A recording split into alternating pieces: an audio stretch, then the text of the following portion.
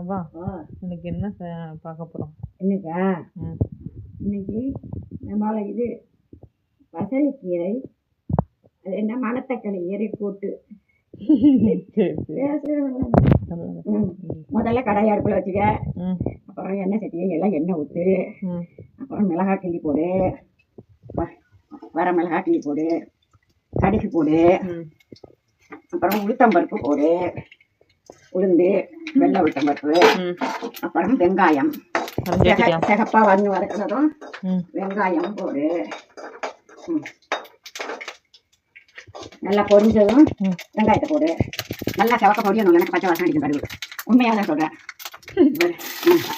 வெங்காயத்தை போடு.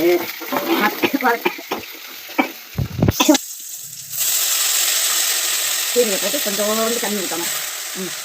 கொஞ்சமாக தண்ணி ஊற்றி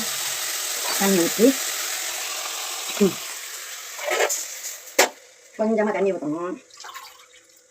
கொஞ்சோண்டு உப்பு போடணும். மிளகாத்தூள் மஞ்சத்தூள் கொஞ்சம் கொஞ்சம் போடணும். போட்டு மூடி வச்சு பருப்பு போட்டு தேங்காய் போட்டு இறக்குனா கூட்டு ரெடி. ஓகே.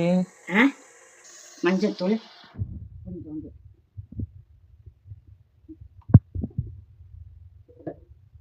கொஞ்சோண்டு மிளகாய்த்தூள்,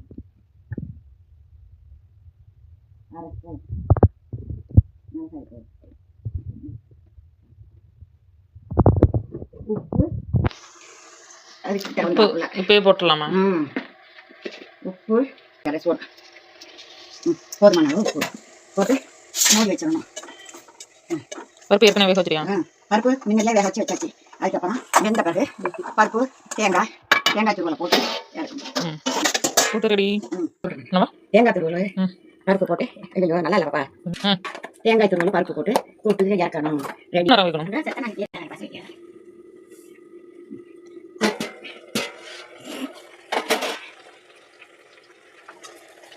வரையுது சொல்லி நல்லா போட